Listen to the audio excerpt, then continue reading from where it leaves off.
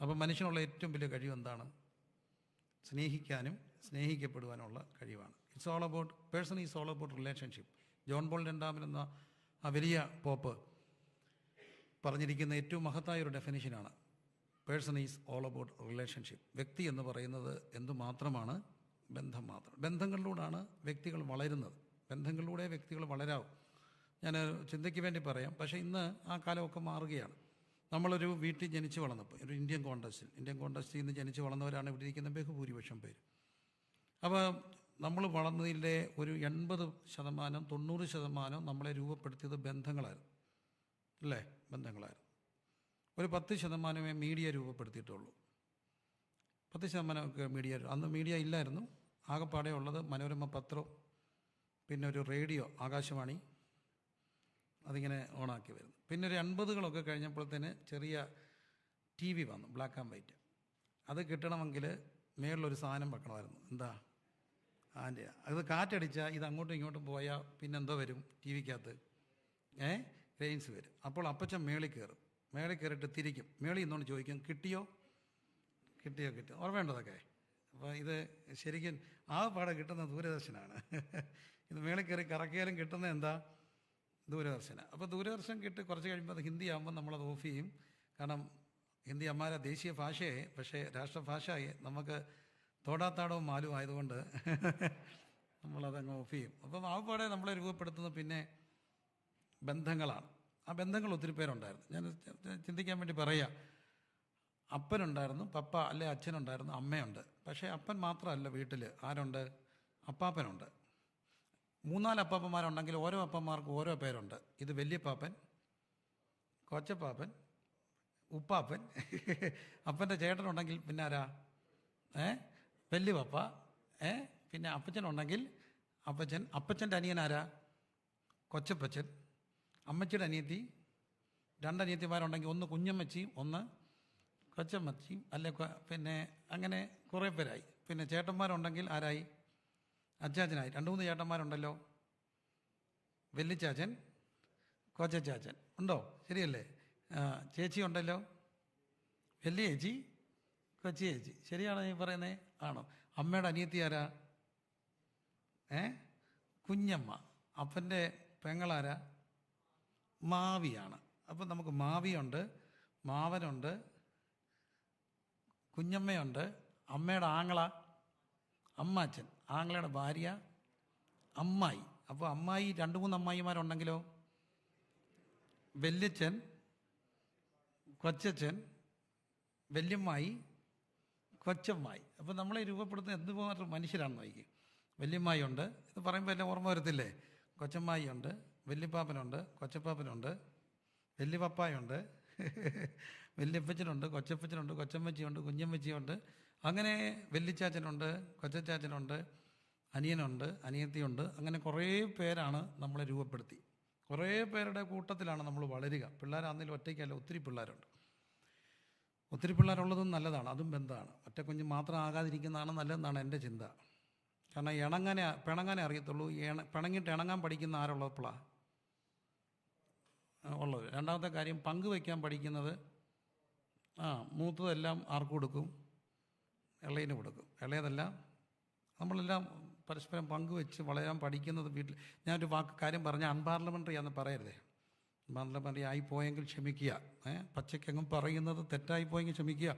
വീട്ടിൽ കൊച്ചു പിള്ളേർ വളരുക. ആൺകൊച്ചും തമ്മിൽ വലിയ പ്രായവ്യത്യാസമില്ല. അപ്പം മൂത്തവൻ ഇങ്ങനെ രാവിലെ എല്ലാത്തിനെയും രാവിലെ സ്കൂളിൽ വിടുന്ന ഒരു ബഹളമല്ലേ. ബഹളം വിടാൻ വരുന്നപ്പോൾ ഇളയവൻ്റെ ഇന്നറെടുത്ത് മൂത്തവൻ ഇട്ടെന്നാണ് അവൻ പറയുക. അപ്പോൾ ഇളയവൻ വഴക്കുണ്ടാക്കുന്നത് ഇതെൻ്റെയാണ്, ഇതെൻ്റെ തന്നെയാണ്. ഒടുവിൽ അമ്മ സഖി കെട്ട് പറഞ്ഞെടാ ഊരിക്കൂടെ, വണ്ടി വരിക. അപ്പോൾ അവൻ ഊരിയപ്പൻ ചോദിച്ചു, ഇതുപോലും സ്വന്തമായിട്ടില്ലെങ്കിൽ പിന്നെ ഞാനെന്തിനാ ജീവിക്കുന്നത്? ഇതുപോലും സ്വന്തമായിട്ടില്ലെങ്കിൽ പിന്നെ ഞാനെന്തിനാ മനുഷ്യനായിട്ട് ജീവിക്കുന്നത്? കുറേ പിള്ളേരുണ്ടെങ്കിൽ, ചേട്ടാനിമാരുണ്ടെങ്കിൽ ചിലപ്പോൾ ഇതുപോലും സ്വന്തമായിട്ട് കാണത്തില്ല. കാരണം ആരുടെയാണെന്നങ്ങനെ അറിയുക? അലക്കി വെക്കുന്ന ഒരുത്തനെടുത്തു, സോക്സ് എടുത്തു, അതെടുത്തു, എല്ലാം പുതുവക എന്നെണ്ണുന്ന അപ്പോസ്തല പ്രവൃത്തി 2. കുറേ ബന്ധങ്ങളിലൂടെയാണ് മനുഷ്യൻ. കാരണം മനുഷ്യൻ ആരാണ്? ബന്ധങ്ങളിൽ നിന്നുള്ളവരാണ്, ബന്ധങ്ങളിലേക്കുള്ളവരാണ്. പക്ഷേ ഇന്ന് നമുക്കങ്ങനെ ബന്ധങ്ങൾ കുറഞ്ഞു. അപ്പനും അമ്മയും, പിന്നെ ആരേ ഉള്ളൂ? പിള്ളേരേ ഉള്ളൂ. വീട് ന്യൂക്ലിയർ ഫാമിലി ആയപ്പോൾ അവർക്ക് ഈ കൊച്ചപ്പാപ്പനില്ല, കൊച്ചമ്മായില്ല. ഞാൻ നാട്ടിലെ കോണ്ടച്ച് പറയാം, വീട്ടിൽ രാവിലെ പത്രം കൊണ്ടുവരുന്ന ആൾ ഇവർക്ക് അങ്കിളാണ്. അമ്മയുടെ ആങ്ങളെ ആരാ? അങ്കിളാ. വീട്ടിൽ അടുക്കളയിൽ നിൽക്കുന്ന ആളും ആരാ? ആൻറ്റിയാ. അമ്മയുടെ ആങ്ങളുടെ ഭാര്യ ആരാ? ആൻറ്റിയാ. വണ്ടിയെ കൊണ്ടുവന്ന ഓട്ടോറിക്ഷയെ കൊണ്ടുവന്ന ആളും ആരാ? അങ്കിളാ. അപ്പം ഈ അങ്കിളും ആ അങ്കിളും തമ്മിലുള്ള വ്യത്യാസം എന്താ? എല്ലാം ഇവർക്ക് ആരായി? അങ്കിളായി. മറ്റേ ബന്ധങ്ങളെല്ലാം പോയി. ഞാൻ പറയുന്നത് സത്യമാണോ? എല്ലാവരും ആരായി? അങ്കിളും ആൻറ്റിയുമായി. അപ്പോൾ ഇതും തമ്മിലുള്ള വ്യത്യാസം പറഞ്ഞ് മനസ്സിലാക്കാൻ പാടാം. നമ്മൾ കുറേ ക്ലാസ് എടുത്താലേ അവർക്ക് ഓർക്കത്തുള്ളൂ അതാരാണ്, ഇതാരാണ്, ഇതാരാണ്, അതാരാണെന്ന് പറയാൻ. പക്ഷേ മനുഷ്യനെ എന്നും രൂപപ്പെടുത്താൻ ദൈവം സൃഷ്ടിച്ചത് മനുഷ്യൻ ബന്ധങ്ങളിലൂടെ രൂപപ്പെടാനാണ്. പക്ഷേ ഇന്നത്തെ ഒരു കാലഘട്ടം നമ്മൾ നോക്കിയാൽ 10% ഉള്ളൂ ബന്ധങ്ങൾ രൂപപ്പെടുത്തുക. ബാക്കി 90%, 80% ഒരു കുഞ്ഞിനെ രൂപപ്പെടുത്തിക്കൊണ്ട് വരുന്നത് എന്താ? ബന്ധങ്ങളാണോ മീഡിയയാണോ? മീഡിയയാണ്. അന്നൊരു 10% മീഡിയ രൂപപ്പെടുത്തിയെങ്കിൽ ഇന്നൊരു 80% എന്ത് രൂപപ്പെടുത്തുകയാണ്? Media it's a reality. അതുകൊണ്ട് തന്നെ അവർക്ക് ഈ ബന്ധങ്ങളെക്കുറിച്ച് അറിയത്തില്ല. ബന്ധങ്ങൾ അവർക്ക് വലിയ വിഷയവുമല്ലാത്ത ഒരു തലമുറയാണ് വളർന്നത്. ഇവിടെയാണ് ദൈവം നമ്മൾ ഓർക്കപ്പെടേണ്ട കാര്യം. ദൈവം മനുഷ്യനെ എങ്ങനെയാണ് സൃഷ്ടിച്ചത്? തൻ്റെ സ്വന്തം സ്വരൂപത്തിലും സാദൃശ്യത. In his image and in his ബന്ധത്തിൽ നിന്ന് ബന്ധങ്ങൾക്ക് വേണ്ടി സൃഷ്ടിക്കപ്പെട്ട മനുഷ്യൻ, ബന്ധങ്ങളിലൂടെ ദൈവത്തെ മനസ്സിലാക്കേണ്ട മനുഷ്യൻ. നമ്മൾ ദൈവത്തെ മനസ്സിലാക്കേണ്ടത് പോലും എന്തിലൂടെ? ബന്ധങ്ങളിലൂടെയാണ്. ബന്ധങ്ങളിലൂടെ ദൈവത്തെ മനസ്സിലാക്കാൻ ഒക്കത്തുള്ളൂ. കൂടെ പഠിച്ച ഒരു പെൺകുട്ടി ഒരിക്കൽ അപ്പൻ God is my Abba father, our heavenly father എന്നുള്ള ഒരു വിഷയം ക്ലാസ് എടുത്തപ്പോൾ ഈ കുട്ടി ക്ലാസ്സിൽ ഇരുന്ന് വല്ലാതെ പൊട്ടിത്തെറിച്ചു. അവൾ പറഞ്ഞു, I don't want to call God as my father because I hate that very word father. അനാഥശാലയിൽ വളർന്ന ഒരു കുട്ടിയാണ്. അപ്പനെ ഓർക്കാൻ ഇഷ്ടപ്പെടാത്ത ഒരു കുട്ടി വല്ലാതെ പൊട്ടിത്തെറിച്ചുകൊണ്ട് പറയുകയാണ്, ദൈവത്തെ എനിക്ക് എന്തെന്ന് വിളിക്കാൻ ഒക്കില്ല, ഫാദർ എന്ന് വിളിക്കാൻ ഒക്കത്തില്ല. കാരണം അവൾക്ക് ഫാദർ ഒരു നല്ല ഓർമ്മയല്ല. അപ്പോൾ നമുക്ക് ദൈവം പോലും പിതാവായി മാറുന്നത് ബന്ധങ്ങളിലൂടെയാണ്. ബന്ധങ്ങളാണ് നമ്മളെ ദൈവത്തിലേക്ക് അടുപ്പിക്കുക. അപ്പം ദൈവം ബന്ധമാണ്, ദൈവം എന്താണ്? സ്നേഹമാണ്. ദൈവം ബന്ധമാണ്, ദൈവം സ്നേഹമാണ്. ആ സ്നേഹത്തിൻ്റെയും ബന്ധത്തിൻ്റെയും സ്വരൂപത്തിലാണ് ദൈവം മനുഷ്യനെ സൃഷ്ടിച്ചത്. അതുകൊണ്ടാണ് ദൈവത്തിൻ്റെ സ്വരൂപത്തിൽ, ദൈവത്തിൻ്റെ സാദൃശ്യത്തിൽ ദൈവം ആരെ സൃഷ്ടിച്ചു? മനുഷ്യനെ സൃഷ്ടിച്ചു. ബന്ധങ്ങൾക്ക് വേണ്ടി, ബന്ധങ്ങളിൽ നിന്ന്. അവിടെയാണ് തൃത്വം മനസ്സിലാക്കേണ്ടത്. ഞാൻ തൃത്വത്തെ എപ്പോഴും കാണുന്നത് ബന്ധങ്ങളിലൂടെയാണ്. കാരണം എനിക്കൊരു ചോദ്യം ചെയ്യപ്പെടേണ്ട ഒരു ആശയമല്ല ബന്ധം, തൃത്വം. പിതാവെല്ലാം ആർക്ക് കൊടുത്തു? പിതാവെല്ലാം ആർക്ക് കൊടുത്തു? പുത്രന് കൊടുത്തു. പിതാവെല്ലാം പുത്രന് കൊടുത്തു. ഇതെല്ലാം പുത്രന് കൊടുത്തു ഒരു പിതാവ്. പക്ഷേ പുത്രനല്ല എന്ത് ചെയ്തു? കൊരിന്ത്യലേഖനം പറയുന്ന പുത്രൻ സകലതും തനിക്ക് കീഴാക്കി കൊടുത്തവന് കീഴടങ്ങിയിരുന്നു. എല്ലാം കീഴാക്കി കൊടുത്തവൻ എന്ത് ചെയ്തു? കീഴടങ്ങുന്നു. പുത്രൻ സ്വമേധയ ആർക്ക് കീഴടങ്ങി? പിതാവിന് കീഴടങ്ങി. പിതാവ് അപ്പോൾ എന്ത് ചെയ്തു? എല്ലാം ആരുടെ കാൽ കീഴാക്കി വെച്ചു? പുത്രൻ്റെ കാൽ കീഴാക്കി വെച്ചു. It's all about giving and receiving. ബന്ധങ്ങൾ സ്നേഹത്തിൻ്റെ കൊടുക്കൽ വാങ്ങലുകളാണ്. ഒരു കണക്കുകളില്ലാത്ത, ഒരു ഉപാധികളില്ലാത്ത, നിബന്ധനകൾ നീ ഇന്നത് ചെയ്താൽ ഞാൻ ഇന്നത് ചെയ്യുമെന്ന് പറയുന്ന ഒരു ബന്ധമില്ലാത്ത കുടുംബം. രാവിലെ ഒരാൾ തമാശ പറഞ്ഞേ,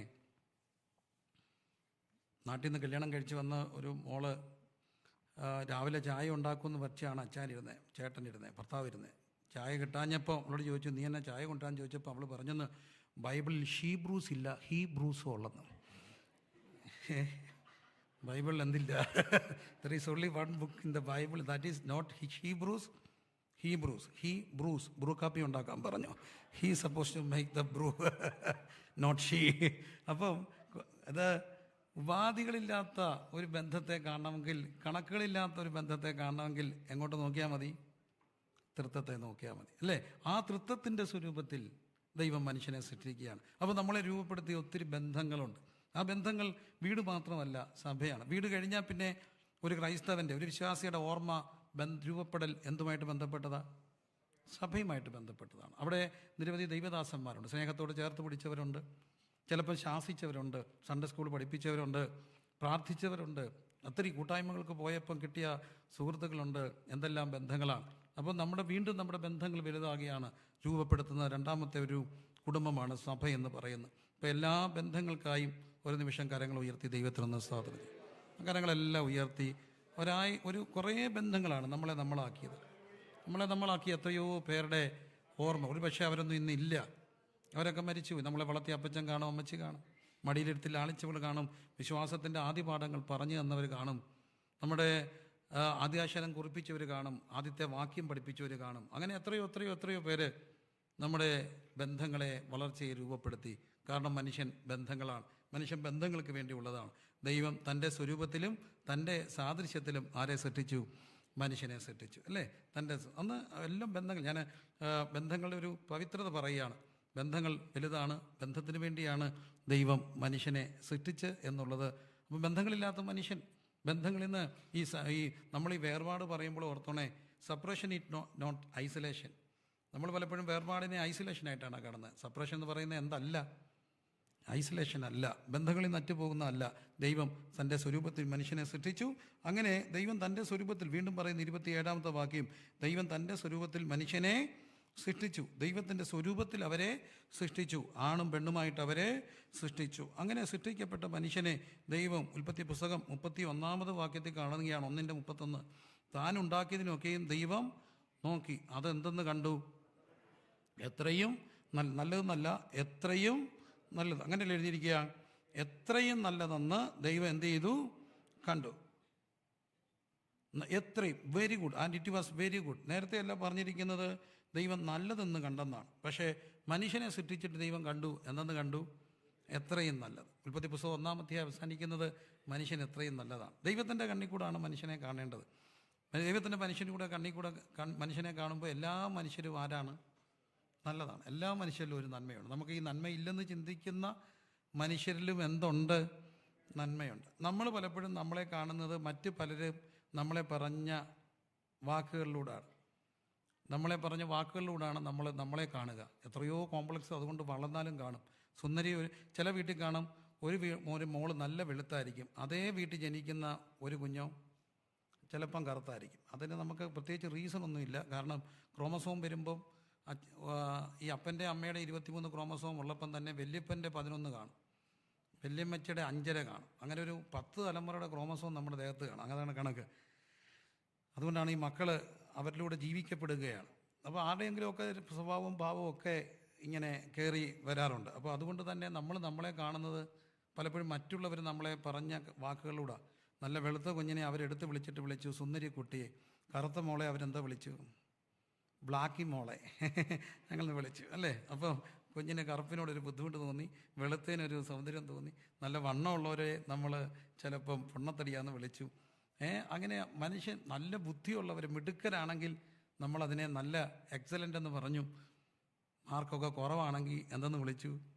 മന്ദബുദ്ധി എന്ന് വിളിച്ചു, അല്ലെങ്കിൽ കഴിവില്ലാത്തതെന്ന് വിളിച്ചു. അപ്പോൾ പലരും നമ്മളെ കാണുന്നത് നമ്മളെക്കുറിച്ച് മറ്റുള്ളവർ പറഞ്ഞ വാക്കുകളിലൂടെയാണ്. പക്ഷേ നമ്മളെ കാണേണ്ടത് ആരുടെ കണ്ണിൽ കൂടാണ്? ദൈവത്തിൻ്റെ കണ്ണിൽ കൂടാണ്, അല്ലേ? നമ്മുടെ കളറല്ല ദൈവം നോക്കുന്നത്, നമ്മുടെ വിദ്യാഭ്യാസമാണോ ദൈവം നോക്കുക? അല്ല. നമ്മുടെ കഴിവല്ല ദൈവം നോക്കുക. ദൈവം നോക്കുന്നത് ദൈവത്തിൻ്റെ കണ്ണിൽ കൂടാണ് നമ്മളെ നോക്കുക. ദൈവത്തിൻ്റെ കണ്ണിൽ കൂടെ നോക്കിയില്ലായിരുന്നെങ്കിൽ ഞാൻ പറയും, ഞാനൊരു പക്ഷേ ഇന്നിവിടെ പ്രസംഗനായിട്ട് നിൽക്കത്തില്ല. കാരണം എൻ്റെ കൂടെ കോളേജിൽ പഠിച്ച പ്രസംഗിക്കുമ്പോൾ പച്ചപ്പുല്ലിന് തീ പിടിപ്പിക്കുന്ന പ്രസംഗകരന്നുണ്ടായിരുന്നു. ഇലക്ഷനൊക്കെ പ്രസംഗിക്കുന്ന രാഷ്ട്രീയ പ്രാസംഗികരുണ്ടായിരുന്നു. അവർ പലരും എൻ്റെ വിശ്വാസികളായിന്ന്. അവരോട് ഞാൻ പറയും പ്രസംഗിക്കാൻ, അവർ പറയും നീ പ്രസംഗിച്ചാൽ മതിയെന്ന്. പച്ചപ്പുല്ലിന് തീ പിടിപ്പിക്കുന്ന പ്രസംഗികരെ ഒന്നും തമ്പുരാൻ പ്രസംഗിക്കാൻ വിളിച്ചില്ല. എട്ടും പൊട്ടും അറി പല പ്രാസംഗികരുടെയും പാഷന്മാരുടെയും ഇന്നലകളുടെ ചരിത്രം നോക്കിയാൽ പലരും വിക്കരായിരുന്നു. പലർക്കും വിൽക്കുമായിരുന്നു. പലരും പറയാറുണ്ട്, പ്രസംഗിക്കാൻ കയറുമ്പോഴേ വിക്കില്ലാതുള്ളൂ, അല്ലെങ്കിൽ പ്രസംഗിക്കാൻ തുടങ്ങിയപ്പോഴാണ് വിക്ക് മാറിയത്. തമ്പുരാൻ നോക്കിയത് കഴിവല്ല, തമ്പുരാൻ നോക്കിയപ്പോൾ എന്തോ ഒന്ന് നല്ലതായി കണ്ടു. ദൈവത്തിൻ്റെ കണ്ണിൽ കൂടാണ് നമ്മളെ കാണേണ്ടത്. അതുകൊണ്ട് തന്നെ ബന്ധങ്ങൾക്ക് വേണ്ടി സൃഷ്ടിക്കപ്പെട്ട മനുഷ്യനോടും ദൈവം പറയുന്നു, ആരുടെ കണ്ണിൽ കൂടെ കാണണം? ദൈവത്തിൻ്റെ കണ്ണിൽ കൂടെ മറ്റുള്ളവരെ കാണണം, അല്ലേ? ദൈവത്തിൻ്റെ കണ്ണിൽ കൂടെ വേണം മറ്റുള്ളവരെ കാണാൻ. അതുകൊണ്ടാണ് ഒരിക്കൽ കാഴ്ചയില്ലാത്തൊരു മനുഷ്യനെ നമ്മൾ കാണുന്നുണ്ട്. അവനെ കർത്താവ് കൊണ്ടുവന്നിട്ട് തൊടുന്നുണ്ട്. തൊട്ടപ്പോൾ അവന് കണ്ണോന്ന് ചോദിച്ചു, അമ്മ പറഞ്ഞ് കാഴ്ച കെട്ടി. നീ എങ്ങനെയാണ് കാണുന്നു ചോദിച്ചപ്പോൾ അവൻ എന്താ പറഞ്ഞു? മനുഷ്യനെ കാണുന്നു. എങ്ങനെ കാണുന്നു? മരം പോലെ കാണുന്നു പറഞ്ഞു. അപ്പോൾ കർത്താവ് എന്ത് ചെയ്തു? ഒന്നുകൂടെ തൊട്ടു. ഒരു സെക്കൻഡ് ടച്ച് ഉണ്ടായി. ആദ്യത്തെ കാഴ്ചയിൽ നമുക്ക് മരം പോലെ. മരത്തെ എങ്ങനെയാണ് കാണുന്നേ? നാട്ടിൻ്റെ കോണ്ടസ്റ്റ് പറയും. എനിക്ക് ഇവിടുത്തെ കോണ്ടസ്റ്റ് അറിയില്ല, അതുകൊണ്ടാണ് പഠിച്ചു പെട്ടെന്ന് പോകത്തില്ലേ. നാട്ടിൻ്റെ കോണ്ടസ്റ്റ് കാണുന്നത് ഇത് വട്ടയാണ്, ഇത് ആഴാന്തല, ഇതോ പ്ലാവാണ്, കുറച്ചുകൂടെ കാതലുള്ളതാണ്, കുറച്ചുകൂടെ വിലയുണ്ട്, അത് ആഞ്ഞിലിയ തടിയ ഉരുപ്പടി ഉണ്ടാക്കാൻ കൊള്ളാം. ഇച്ചൂടെ വിലയുള്ളതിന് തേക്കിനാണെങ്കിൽ എന്തോ ഉണ്ട്? ഇച്ചൂടെ വിലയുണ്ട്, അല്ലേ? ഈട്ടിയാണേലോ നല്ല വിലയാണ്. അപ്പോൾ നമ്മൾ മൂല്യം അനുസരിച്ചാണ് ആരെ കാണുക? മരത്തെ കാണുക. ആണോ? മരത്തെ കാണുക. പ്രായമുള്ളവരെ പലപ്പോഴും ഇന്ന് മനുഷ്യൻ മരം പോലെ കാണുന്നത്. കാരണം അവർ പ്രൊഡക്റ്റീവ് അല്ലാതായി മാറുമ്പോൾ അവരെ ഉപേക്ഷിക്കുന്ന ഒരു കാലത്തിലാണ് കാണുന്നത്. പക്ഷേ ദൈവത്തിൻ്റെ കണ്ണുള്ളവൻ മനുഷ്യനെ ആരിൽ കൂടെ കാണും? ദൈവത്തിൽ കൂടെ കാണും. കാണത്തില്ലേ? ദൈവത്തിൽ കൂടെ കാണും. ഒരു അപ്പൻ്റെ ചരിത്രം ഞാൻ കണ്ടതാണ്. ഞാൻ കണ്ണിന് കാണുന്ന എന്തെല്ലാം കാഴ്ചകൾ, ഞാനത് പലയിടത്തും പറയാറുണ്ട്, വീണ്ടും പറയുകയാണ്. മനുഷ്യനെ എങ്ങനെ കാണണം? മനുഷ്യനെ എങ്ങനെ കാണണം? മരം ദൈവത്തിൻ്റെ കണ്ണിൽ കൂടെ കാണണം. ആരുടെ കണ്ണിൽ കൂടെ അല്ല? മനുഷ്യൻ്റെ കണ്ണിൽ കൂടെ അല്ല കാണേണ്ടത്. 2-3 അനുഭവങ്ങൾ എൻ്റെ മനസ്സിലുണ്ട്. ഒന്ന്, പിറവത്തിനടുത്ത് ഞാനൊരു കൺവെൻഷൻ പ്രസംഗിക്കാൻ പോയി. ഒരു അയ്യത്താണ് പ്രസംഗിക്കുക. ആ അയ്യത്ത് ഒരുക്കിയ ഒരു റബ്ബറും തോട്ടത്തിൽ ഒരുക്കിയ ഒരു ചെറിയ ഒരു മുറ്റത്ത് ഒരു നല്ല കൺവെൻഷനാണ്. റബ്ബറും തോട്ടമാണ് അതിൻ്റെ ഒരു സിറ്റുവേഷൻ. അപ്പം കൺവെൻഷൻ നടക്കുമ്പോൾ ഞാനൊരു മനുഷ്യനെ ശ്രദ്ധിക്കുന്നുണ്ട്. എൻ്റെ ആ റബ്ബറും തോട്ടത്തിൻ്റെ സൈഡിൽ ഒരു റബ്ബറെ ചാരി അജോന ബാഹുവായൊരു മനുഷ്യൻ കൈലിയൊക്കെ കൊടുത്തിരിക്കുന്നു. നല്ല കട്ടി മീശ, ഒരു 6 അടി മേൽ പൊക്കം, ഒത്ത ഒരു മനുഷ്യൻ ഒരു കൈലിയൊക്കെ കൊടുത്ത് എന്നെ ഇങ്ങനെ നോക്കി സത്സംഗം ശ്രദ്ധിക്കുക. ഞാൻ അദ്ദേഹത്തെ ശ്രദ്ധിച്ചു. മുണ്ടല്ല, കൈലിയൊക്കെ കൊടുത്താണ്. അജാനുബാഹുവായൊരു മനുഷ്യൻ എന്നെ ഇങ്ങനെ ശ്രദ്ധിക്കുന്ന കണ്ടപ്പോൾ എനിക്കും ഒരു കൗതുകം തോന്നി, ഇദ്ദേഹം ആരായിരിക്കും. യോഗം കഴിഞ്ഞപ്പം പാസ്റ്റർ പറഞ്ഞു, നടത്തിയ കൺവെൻഷൻ്റെ സംഘാടകൻ പറഞ്ഞു, നമുക്ക് ഈ യാക്കോബക്കാരാണ് ഈ കൺവെൻഷൻ്റെ സ്ഥലം തന്നെ. യാക്കോബായ ഓർത്തഡോക്സാണ്. അവരുടെ വീടാണ് തൊട്ട് പുറകിൽ. അവിടെ ഒരു അമ്മച്ചിയൊക്കെ ഉണ്ട്. നമുക്ക് ഏതെങ്കിലും സ്ഥലം തന്നാലും ഒന്ന് കയറി പ്രാർത്ഥിച്ചിട്ട് പോകാം. ചെന്നപ്പോൾ ഈ അജാനുബാഹുവായ മനുഷ്യൻ ആ വീട്ടിലെ മോനാണ്. അപ്പോൾ കൊണ്ടുപോയ പാസ്റ്റർ പറഞ്ഞു, ഇവിടെ ഒരു അമ്മച്ചിയുണ്ട്, 98 വയസ്സായി. അമ്മച്ചിക്ക് മറവിയുടെ ലോകത്തേക്ക് മാറിപ്പോയൊരു അമ്മച്ചിയാണ്. ടീച്ചറായിരുന്നു. അമ്മച്ചി കിടക്കുക. ഇത് ഞാൻ ചെന്നപ്പോൾ ഈ അമ്മച്ചി ഉറങ്ങുകയാണ്. ഒരു പടിയൊക്കെ വെച്ച് കെട്ടി ഇറങ്ങിപ്പോകാതിരിക്കാൻ വേണ്ടി ലോക്കൊക്കെ ചെയ്ത് ഒരു കട്ടിലൊക്കെ ഉണ്ടാക്കി. കാരണം രാത്രി ഇറങ്ങിപ്പോവും. ഉറങ്ങിപ്പോയാൽ ഓർമ്മയില്ല, പിന്നെ തിരിച്ച് കിട്ടത്തില്ല. അവർക്ക് എവിടത്തെയാണെന്ന് പറയണമല്ലോ, അറിയാമല്ലോ മറവിയുടെ പ്രശ്നം. ഇങ്ങനെ കിടക്കുകയാണ്. അപ്പോൾ എന്നോട് പ്രാർത്ഥിക്കാൻ പറഞ്ഞു. ഞാൻ ഇറങ്ങാൻ നേരത്തെ പരിചയപ്പെട്ടിട്ട് ഈ അമ്മച്ചിക്ക് വേണ്ടി പ്രാർത്ഥിച്ചു. എളിവനായ ദാസൻ സത്യത്തിൽ ആത്മാർത്ഥമായിട്ട് പ്രാർത്ഥിക്കുകയാണ്. ഞാൻ പറഞ്ഞു, കർത്താവേ, മനുഷ്യായുസ് ക്ഷണികമാണ്, 70 ഏറെയായെങ്കിൽ 80ആണ്. പക്ഷേ ദീർഘായുസ് കൊണ്ട് തൃപ്തിപ്പെടുത്തു. ഈ അമ്മച്ചിക്ക് കർത്താവ് 98 വയസ്സ് കൊടുത്തു. കർത്താവ് എങ്കിലും ഇപ്പോൾ മറവിയുടെ ലോകത്താണ്. ഈ മറവിയുടെ ലോകത്തൂടെ കടന്നു പോകുന്ന ഈ മാതാവിനെ അധികം കഷ്ടത്തിലാക്കാതെ അങ്ങയുടെ തിരുവിഷ്ടം ഈ മകളിൽ നിവർത്തിയിരിക്കുകയും നിൻ്റെ സന്നിധിയിലേക്ക് ചേർക്കുവാൻ പ്രസാദം തോന്നുകയും ചെയ്യണമേന്ന് ഞാൻ പ്രാർത്ഥിക്കുകയും ഈ മനുഷ്യൻ തൻ്റെ ബലിഷ്ഠമായ കരം കൊണ്ട് എൻ്റെ പുറത്തൊരു പിടി, എൻ്റെ അമ്മ ഒരു പിടി, ഞാൻ പേടിച്ചു പോയി. ഞാൻ നോക്കിയപ്പോൾ എന്നോട് പറയാ, സെഞ്ചുറി അടിക്കാൻ പ്രാർത്ഥിച്ചുകൊണ്ടിരിക്കുക, തിരിച്ച് പ്രാർത്ഥിക്കേണ്ടത്. ഓർത്തഡോക്സുകാരനാ, സെഞ്ചുറി അടിക്കാൻ പ്രാർത്ഥിക്കുക, തിരിച്ച് പ്രാർത്ഥിക്കേണ്ടത്. എന്നിട്ട് ആ മനുഷ്യൻ എന്നോട് പറഞ്ഞു, അമ്മയ്ക്ക് മറവിയുണ്ട്, പക്ഷേ ഈ അമ്മ ആരാന്ന് എനിക്ക് നല്ല ഓർമ്മയാണ്. I was shocked. അമ്മയ്ക്ക് മറവിയുണ്ട്, പക്ഷേ എനിക്കെന്തോ ഇല്ല, മറവിയില്ല. മനുഷ്യനെ ആരുടെ കണ്ണിൽ കൂടെ കാണുക? ദൈവത്തിന്. പക്ഷേ എനിക്കറിയാവുന്നൊരു അപ്പച്ചൻ 90+ ആണ്. അപ്പച്ചൻ ഇങ്ങനെ ഒരു സ്ഥലത്തുണ്ട്, ഒരു ടേക്ക് കെയർ ഒക്കെ ചെയ്യുക. അപ്പച്ചൻ വളർന്ന വീട്, അപ്പച്ചൻ്റെ തറവാട് മോൻ പുതുക്കിപ്പണതപ്പോൾ ഈ അപ്പച്ചൻ മോൻ കൊണ്ടുവന്ന പുതുക്കിപ്പണത വീടിൻ്റെ ഫോട്ടോ എല്ലാം കാണിച്ചു. എന്നിട്ട് പറഞ്ഞ്, ഇന്ന ദിവസം കയറി താമസമാണ്, എല്ലാവരെയും വിളിച്ചിട്ടുണ്ട്, എല്ലാവരും വരുന്നുണ്ട്. അപ്പച്ചനെ കാണിച്ചു. വീട് ഭയങ്കര അടിപൊളി മനോഹരമായ ഇൻറ്റീരിയർ വിത്ത് എക്സ്റ്റീരിയർ എല്ലാം ചെയ്തൊരു വീട്. ഇന്ന ദിവസമാണ് കയറി താമസം പറഞ്ഞു. പാവം ഈ മനുഷ്യൻ രാവിലെ നോക്കുന്ന ആളെയും കൊണ്ട് കുളിപ്പിച്ച് റെഡിയായി ജുബായി മുണ്ടും ഒക്കെ ഇട്ട് ഇങ്ങനെ നോക്കിയിരിക്കുക. വന്നില്ല. അന്ന് കിടന്നതാ, പിന്നെ എഴുന്നേറ്റിട്ടില്ല. ഞാൻ ദൃസാക്ഷിയാണ്. പിന്നെ മനുഷ്യൻ നടക്കാൻ കിടന്നുപോയി, പ്രതീക്ഷകളറ്റു. എന്നിട്ട് എന്നോട് പറഞ്ഞു, അവർ വന്നില്ല, വഴി വെള്ളപ്പൊക്കമായിരിക്കുന്നു. മനുഷ്യനെ ഏത് കണ്ണിൽ കൂടെ കാണുക? പക്ഷേ ദൈവം പറഞ്ഞു, കാണണം. ആരുടെ കണ്ണിൽ കൂടെ? എൻ്റെ കണ്ണിൽ കൂടെ കാണണം. പ്രായമായവരാണെങ്കിലും വൈകല്യമുള്ളവരാണെങ്കിലും അതൊക്കെ വലിയൊരു കാഴ്ചയാണ്. അതുകൊണ്ടാണ് യോഹന്നാന്റെ സുവിശേഷത്തിൽ നമ്മൾ കാണുന്നത്, കർത്താവ് കുരുടനെ കാഴ്ചപ്പെടുത്തുമ്പോൾ അവൻ പറയുന്ന ഒരു വാക്കുണ്ട്, once I was blind but now I see. പാട്ടുമില്ലേ, once I was blind but now I see. ഞാൻ ഒരിക്കലും എനിക്ക് കാഴ്ചയില്ലായിരുന്നു. അപ്പം കാഴ്ച കിട്ടുക എന്ന് പറയുന്നത് എന്താണ്? കാഴ്ച കിട്ടുക എന്ന് പറയുന്നത് മനുഷ്യനെ കാണാനും ദൈവത്തെ കാണാനും ഉള്ളൊരു കാഴ്ചയാണ്. കരങ്ങൾ ഉയർത്തിയ ദൈവത്തിൻ്റെ സന്നിധിയിൽ ഒന്ന് പ്രാർത്ഥിച്ചു. മനുഷ്യനെ കാണാനുള്ളൊരു കാഴ്ച. ആ കാഴ്ചകൾ ഞാൻ മറ്റു പലയിടത്തും കണ്ടിട്ടുണ്ട്. ഇനിയും ഒരാൾക്ക് അങ്ങനെ സംഭവിക്കാതിരിക്കാൻ ഇത് ഞാൻ ആവർത്തിക്കാറുമുണ്ട്. സങ്കടം കൊണ്ട് ആവർത്തിക്കുക. എന്തെല്ലാം കാഴ്ചകൾ ഈ കൊച്ചു മനുഷ്യസി കണ്ടു. ഒരമ്മ എൻ്റെ അടുക്ക വന്നു, അവിടെയും കാഴ്ച പോവുക. കണ്ണിന് ക്യാൻസറാണ് അമ്മയ്ക്ക്, കണ്ണിന് ക്യാൻസറാണ്. ഡോക്ടർ പറഞ്ഞു, നിങ്ങളുടെ കാഴ്ച പൂർണ്ണമായിട്ടും പോകും, കണ്ണിന് ക്യാൻസറായി, 6 മാസം കൊണ്ട് കാഴ്ച പോകും. ഇപ്പം ചെറുതായിട്ട് കാണാം. ഈ അമ്മയ്ക്ക് ഒരേ ഒരു മകനേ ഉള്ളൂ. മകനായിട്ട് ഒരാളുള്ളൂ, പെൺമക്കൾ 1-2 പേരുണ്ട്. ഒന്നോ രണ്ടോ പേരുണ്ട്. ഈ മകനെ അമ്മയ്ക്ക് കാണണം. ചെറിയൊരു മരവുമായിട്ട് ബന്ധപ്പെട്ട ഒരു മരം വെട്ടിയ കേസിലാണ് അമ്മയെ കാണാതായത്, അമ്മയെ പിണങ്ങിയത്. കാരണം അമ്മ മോൻ എഴുതി കൊടുത്ത വസ്തു ഇന്നൊരു തേക്ക് വെട്ടി വിറ്റ്. തേക്ക് വെട്ടി വിറ്റപ്പോൾ മോന് പോലീസ് കേസ് കൊടുത്തു. അമ്മ തേക്ക് വെട്ടി. കാരണം ടെക്നിക്കലി ഇത് അവൻ്റെ വസ്തുവാണ്, തീരെഴുതി കൊടുത്തതാണ്. പക്ഷേ അമ്മ വെട്ടി. SI വന്നു, അമ്മയെ നിങ്ങളുടെ പേരിലൊരു കേസുണ്ട്. എൻ്റെ പേരിൽ കേസാ? എന്തിനാ കേസ്? അപ്പം പറഞ്ഞു തേക്ക് വെട്ടിയോ? വെട്ടി. ഏതയ്യത്തെ? എൻ്റെ അയ്യത്തെ? അല്ലമ്മ, അതിപ്പോൾ ആരുടെ അയ്യോ? മോൻ്റെ അയ്യോ. ടെക്നിക്കലി മോൻ എഴുതി കൊടുത്തില്ലേ? അവനോട് ചോദിച്ചു, ഞാൻ വെച്ച തേക്കല്ലേ? പറഞ്ഞിട്ട് കാര്യമില്ല, അവൻ്റെ അല്ലേ. അമ്മ ചോദിച്ചു, ഞാൻ ഇനി എന്ത് ചെയ്യണം? എന്തിനാ വെട്ടിയെന്ന് SI ചോദിച്ചു. SI നല്ല മനുഷ്യനായിരുന്നു. ആശുപത്രിയിൽ പോകാൻ കാശ് വേണ്ടേ? പെമ്മക്കൾ വന്നാൽ വല്ലതും കൊടുക്കണ്ടേ? യോഗത്തിന് പോയാൽ സ്വത്രാഴ്ച ഇടണ്ടേ? ഈ അമ്മ ഇങ്ങനെ പറഞ്ഞപ്പം SI ചോദിച്ചു, ഇനി എത്ര തേക്കുണ്ട്? 5-6 കൊണ്ടുണ്ട്. മര്യാദയ്ക്ക് വെട്ടി വിറ്റോണം. മര്യാദയ്ക്ക് വെട്ടി അടിച്ച് പൊളിച്ചു. ഇല്ല, ഞാൻ തൂക്കിയെടുത്ത് നിങ്ങളെ കൊണ്ടുപോകുന്നു പറഞ്ഞു. എന്നിട്ട് അയാളങ്ങ് പോയി. അയാളൊന്നും പറഞ്ഞില്ല. അയാളെന്താ പറയുന്നത്? ഈ പോൻ പിന്നെ അമ്മയെ കാണാൻ വന്നിട്ടില്ല. അമ്മ എൻ്റെ അടുക്ക് വന്നു, എനിക്ക് മോനെ കാണണം, എൻ്റെ കണ്ണിൻ്റെ കാഴ്ച പോവുക. ഞാൻ ഈ മോനെ വിളിച്ചു, വന്ന് അമ്മയെ കാണണം. അമ്മയ്ക്ക് കണ്ണിന് ഇനി അധികം കാഴ്ച കാണത്തില്ല. നീ കാണണമെങ്കിൽ നേരത്തെ വന്ന് കാണണം സഹോദരാ. എനിക്ക് അവരെ കൊണ്ട് സ്വാധീനിക്കാൻ നോക്കുന്ന പലരെയും കൊണ്ട് വിളിപ്പിച്ചു. തേക്ക് വന്നില്ല. ഒടുവിൽ ഈ അമ്മ ഒരു കാര്യം ചെയ്തു. ഒരു ദിവസം എന്നെ കാണാൻ വന്നു, ഈ എളിവനെ. എന്നിട്ട് എൻ്റെ കയ്യിൽ കുറച്ച് പൈസ തന്നു, ഒരു പേപ്പറിൽ പൊതിഞ്ഞ് ഒരു കെട്ട് പൈസ. ഞാൻ ചോദിച്ചു, എന്തിനാ? ഞാൻ മരിക്കുന്നവൻ വരെ മോൻ വന്നാൽ തലേദിവസം വന്നാൽ ഈ പൈസ കൊണ്ട് മോൻ ആർക്കെങ്കിലുമൊക്കെ കഞ്ഞി കൊടുക്കുകയോ ഉദവി ചെയ്യുകയോ ഒക്കെ ചെയ്തു. വരാതിരിക്കുകയും ഞാൻ മരിക്കുകയും ചെയ്താൽ അവനെ കൊണ്ട് മുഖം മൂടിക്കരുത്. അതിനവൻ ആമയും പറഞ്ഞല്ലോ അവരുണ്ട്. അവനെ കൊണ്ട് മുഖം മൂടിക്കരുത്. ഇനി അവൻ ബലം പിടിച്ചാൽ ഗുണ്ടയെ വിളിക്കണം. ഗുണ്ടയ്ക്ക് കൊടുക്കാനാണ് ഈ പൈസ. വിശ്വസിക്കോ? ഗുണ്ടയ്ക്ക് കൊടുക്കാൻ അമ്മ എൻ്റെ പൈസ. ഈ ഉപദേശി ദശാംശം സ്വത്രാഴ്ച അല്ല, ഗുണ്ടയ്ക്ക് കൊടുക്കാനുള്ള പൈസ മേടിച്ചു. അപ്പം ഞാൻ പറഞ്ഞു, അന്നത്തെ ഒരു ഇച്ചിരി പ്രായം കുറവാണ്, ഇപ്പോഴാണ് ഞാൻ അങ്ങനെ അത്രയും പറയത്തത്. ഞാൻ പറഞ്ഞു, അന്നത്തെ ഒരു ഗുണ്ടയാകണമെങ്കിൽ അന്ന് ഗുണ്ട ഞാനായിരിക്കും. ഏതായാലും അമ്മ കണ്ണിൻ്റെ കാഴ്ച പോയി. അവർ കിടക്കുന്ന വീട്ടിൽ ഓരോ കാൽപെരുമാറ്റം കേൾക്കുമ്പോഴും അവർ ചോദിച്ചു, മോനാണോ? ഒടുവിൽ എൻ്റെ മോൻ അപ്പു എന്നിട്ട് പറഞ്ഞു, അമ്മച്ചിയുടെ മോനാണ്. അവൻ പറഞ്ഞു, പോടാ, നീ പ്രിൻസിൻ്റെ മോനാ, ശബ്ദം കേട്ടാൽ അറിയാം. അമ്മ മരിക്കുന്നവരെയും വന്നില്ല. മരിച്ചു കഴിഞ്ഞപ്പോൾ മോൻ വരിക, എൻ്റെ മുഖം മാറുന്നത് എൻ്റെ ഭാര്യ കണ്ടു.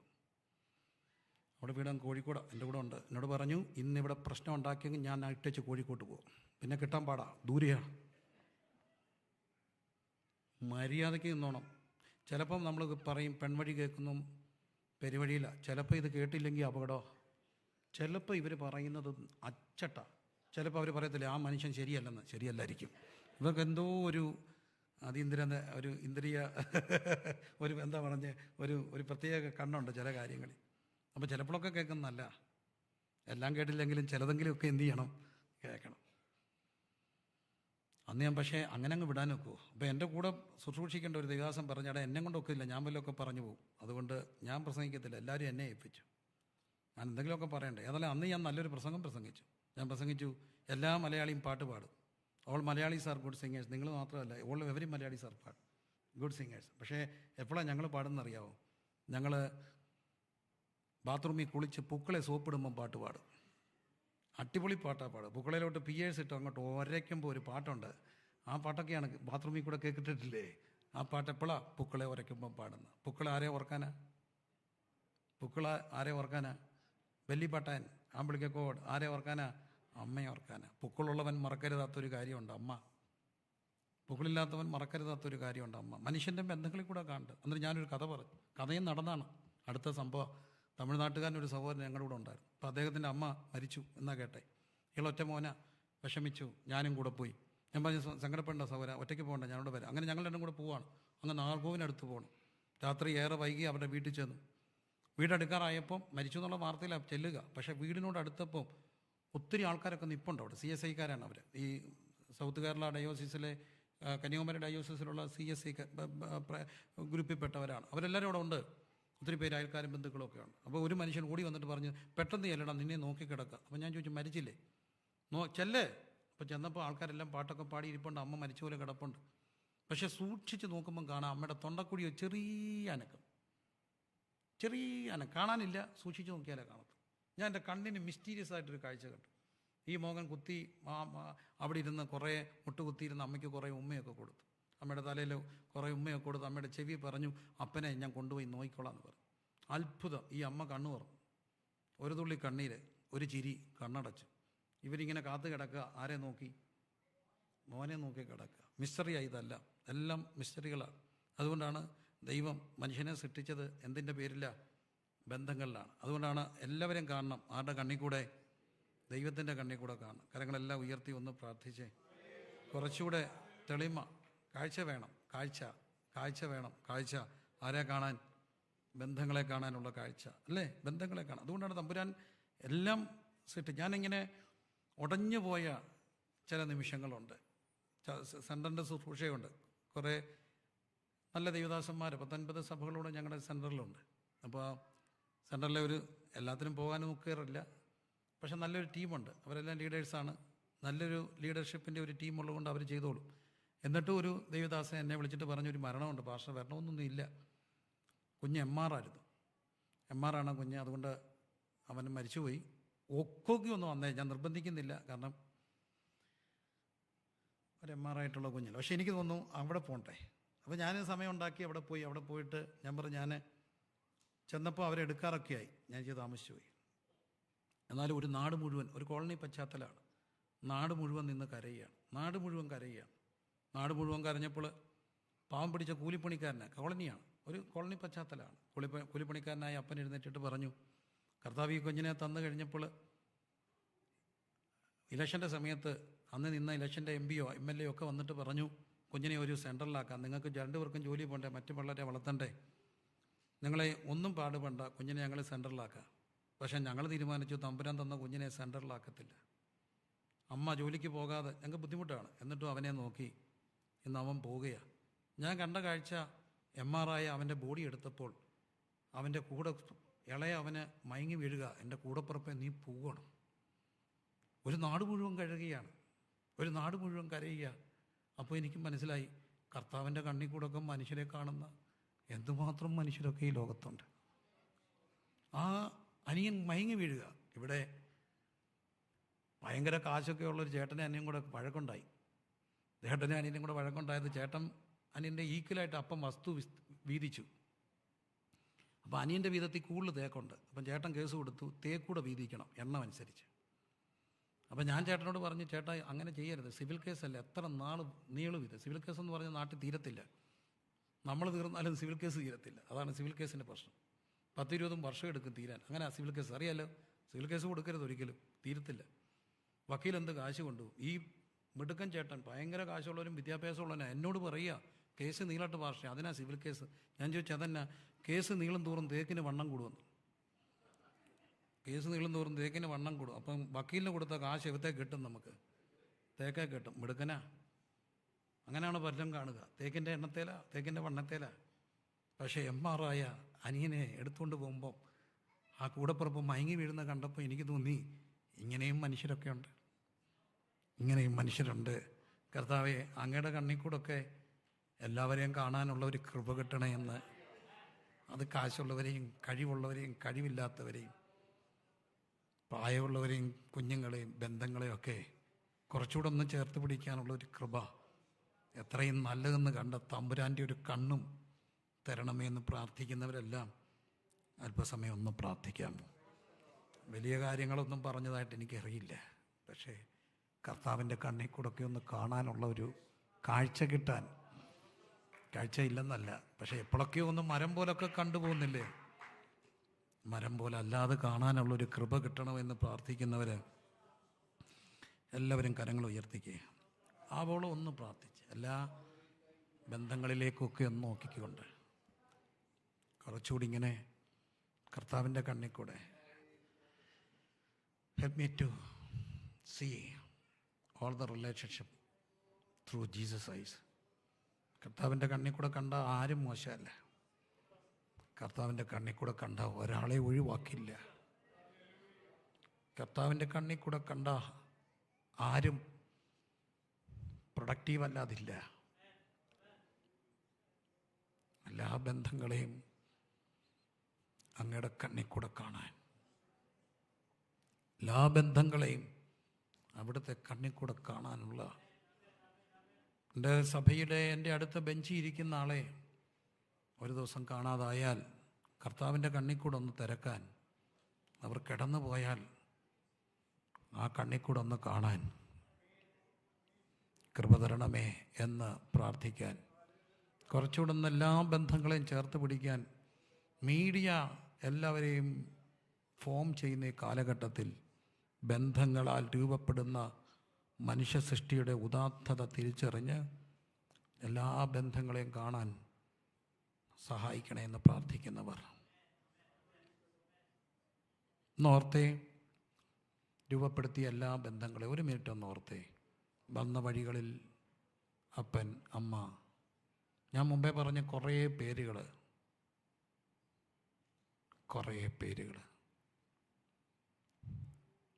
അതിനകത്ത് സഭയിലെ ഏറ്റവും പുറകിരുന്ന അപ്പച്ചൻ മുതൽ അമ്മച്ചി വരെ നിരന്തരം നമുക്ക് വേണ്ടി പ്രാർത്ഥിച്ച, വിദേശത്തേക്ക് പോവാന്ന് പറഞ്ഞപ്പം പ്രാർത്ഥിച്ച് വിട്ടവർ, വഴി തുറക്കാൻ പ്രാർത്ഥിച്ചവർ, പരീക്ഷ എഴുതുക എന്ന് പറഞ്ഞപ്പോൾ ഉപവസിച്ച് പ്രാർത്ഥിച്ചവർ,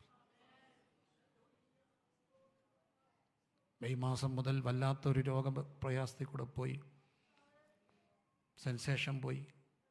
പക്ഷേ എനിക്ക് വേണ്ടി 40 ദിവസം ഉപവസിച്ച എൻ്റെ ആരുമല്ലാത്തൊരമ്മ, 21 ദിവസം ഉപവസിച്ച ഒരു കുഞ്ഞ്, ഗൾഫിൽ അസുഖം മാറിയെന്ന് പറയുന്നതും വരെ ഒരു നേരം കഴിച്ചുകൊണ്ട് പുറത്ത് ജോലി ചെയ്ത ഒരു അഭിജിത്ത്, അങ്ങനെ എത്രയോ പേരാ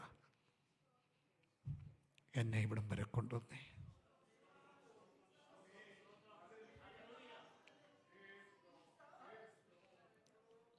കണ്ണുകളെല്ലാം അടച്ചൊന്ന് പ്രാർത്ഥിച്ച്,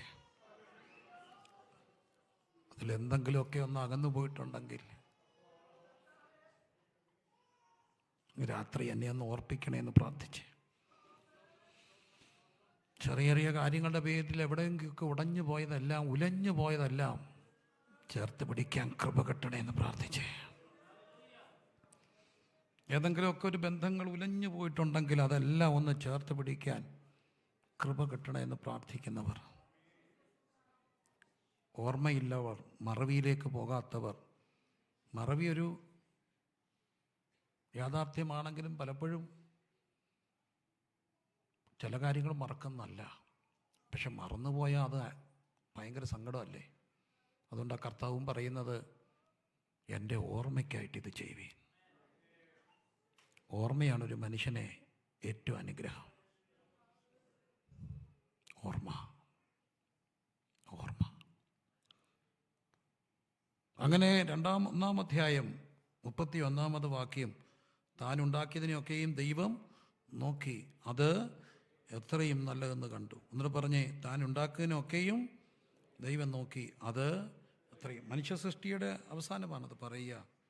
സന്ധ്യയായി ഉഷസ്സുമായി 6-ാം ദിവസം. വീണ്ടും മുമ്പോട്ട് പോവുകയാണ്. 2-ാം അധ്യായം അനന്തരം 18-ാമത്തെ വാക്യം ദൈവം പറയുകയാണ്, അനന്തരം യഹോവയായ ദൈവം മനുഷ്യൻ ഏകനായിരിക്കുന്നത് നന്നല്ല. അതിൻ്റെ മുകളിൽ കാണുന്നുണ്ട്, ദൈവം മനുഷ്യനെ ഏദൻ തോട്ടത്തിലാക്കി വെച്ചു. എല്ലാം നിനക്ക് കഴിക്കാം, പക്ഷേ 17-ാമത്തെ വാക്യത്തിൽ പറയുന്നു, നന്മതിന്മകളെക്കുറിച്ചുള്ള അറിവിൻ്റെ വൃക്ഷത്തിൻ്റെ ഫലം തിന്നരുത്, തിന്നുന്ന നാളിൽ നീ എന്തു ചെയ്യും? മരിക്കും. അതിൻ്റെ നന്മ തിന്മകൾ കുറിച്ചുള്ള അറിവിൻ്റെ വൃക്ഷം, tree of the knowledge of good and ഇവിൽ. നമ്മുടെ കയ്യിൽ ഈ അധികാരം കിട്ടിയ നമ്മൾ പലപ്പോഴും തിന്മ എന്താക്കും? നന്മയാക്കാം. നന്മ എന്താക്കാം? തിന്മയാക്കാം. ഇന്നത്തെ മക്കളോട് നമ്മൾ എന്ത് പറഞ്ഞാലും അവർ തിരിച്ചു ചോദിക്കുന്ന ഒരു ചോദ്യമുണ്ട്, what's a wrong in it? What's a wrong in it? എന്തെങ്കിലും ഒന്ന് തിരുത്താൻ ശ്രമിച്ചാൽ ചോദിക്കുന്ന ഒരു ചോദ്യം. അപ്പോൾ നന്മയും തിന്മയും ഒക്കെ പലപ്പോഴും നമ്മുടെ കൺവീനിയൻസിലാണ് നമ്മൾ തീരുമാനിക്കുക. ഭൂരിപക്ഷത്തിൻ്റെ ശരിയാണ് ഇന്ന് പലപ്പോഴും ശരി, പക്ഷെ ഭൂരിപക്ഷത്തിൻ്റെ ശരികളല്ല ശരി, ദൈവവചനത്തിൻ്റെ ശരിയാ ശരി. അതുകൊണ്ടാണ് കർത്താവ് പറയുക, നന്മയുടെയും തിന്മയും നമ്മളല്ല നിശ്ചയിക്കേണ്ടത്, അതിൻ്റെ അധികാരം നമുക്കില്ല. നമ്മൾ ദൈവത്തിൻ്റെ സ്റ്റാൻഡേർഡിൽ വേണം ജീവിക്കാൻ. നമ്മൾ പലപ്പോഴും ഈ അധികാരം മനുഷ്യന് കിട്ടിക്കഴിഞ്ഞപ്പോൾ ഇന്നലെ നന്മയായിരുന്ന തിന്മയായിരുന്ന പലതും ഇന്ന് എന്താ? നന്മയാണ്. ഇന്നലെ തിന്മയായിരുന്ന പലതും നമുക്കിന്ന് എന്താ? നന്മയാണ്. പക്ഷേ ഇന്നലെ നന്മയായിരുന്ന പലതും എന്തായി? തിന്മയായിട്ട് മാറി. ഇന്നലെ തിന്മകളായിട്ട് കരുതിയിരുന്ന, അതുകൊണ്ട് തന്നെ പാപം പോലും ആപേക്ഷികമാണെന്ന് പറയാറുണ്ട്. ഓരോരുത്തരുടെ കണ്ണിക്കൂടാണ്, അല്ലെങ്കിൽ ആപേക്ഷികമാണ് പാപം. നമുക്ക് തിന്മയായിട്ടുള്ളത് പലർക്കും നന്മയായിട്ടാണ് മാറുന്നത്. പക്ഷേ ഏത് സാഹചര്യത്തിലും, കോണ്ടസ്റ്റിലും, in every culture, though we are living in American context, I'm from Indian context. ഇന്ന് അമേരിക്കൻ കോണ്ടസ്റ്റും ഇല്ല, ഇന്ത്യൻ കോണ്ടസ്റ്റും ഇല്ല കേട്ടോ, ഒരു ഗ്ലോബൽ കോണ്ടസ്റ്റേ ഉള്ളൂ. എല്ലാവരും അമേരിക്കൻ കോണ്ടസ്റ്റ് എന്ന് പറയണ്ട, കൊച്ചിയും കോട്ടയം ഒക്കെ അതിനെക്കാട്ടിലും ഭയങ്കര കോണ്ടസ്റ്റുകളിലാണ്. അപ്പം ഒരു ഉത്തരാധുനിക കൾച്ചറിലാണ് എല്ലാവരും പോവുക. പക്ഷേ അവിടെയും തിന്മയും നന്മയും നിശ്ചയിക്കേണ്ടത് നമ്മുടെ സ്വാതന്ത്ര്യത്തിലാണോ, ദൈവവചനത്തിൻ്റെ വ്യവസ്ഥയിലാണോ? ദൈവവചനത്തിൻ്റെ. In every culture there is a biblical culture. ആ കൾച്ചർ ഒരു കൗണ്ടർ കൾച്ചറാണ്. വേദപുസ്തകം എപ്പോഴും പറയുന്ന ഒരു പ്രതിസംസ്കാരം. ക്രിസ്തു വിഭാവനം ചെയ്യുന്നത് നമ്മളുടെ സംസ്കാരങ്ങൾക്ക് ഒരിക്കലും കർത്താവ് എതിരല്ലെങ്കിലും ഒരു പ്രതിസംസ്കാരം, ഒരു കൗണ്ടർ കൾച്ചറാണ്. അതുകൊണ്ടാണ് കർത്താവോട് പറയുക, നിങ്ങൾ നിങ്ങളുടെ ഇഷ്ടത്തിൽ ജീവിക്കരുത്, എൻ്റെ ഇഷ്ടത്തിൽ വേണം ജീവിക്കാനാണ്. എന്നിട്ട് ദൈവം മനുഷ്യൻ ഏകനായിരിക്കുന്നത് നന്നല്ല, ഞാൻ അവന് തക്കതായ എന്തു കൊടുക്കും?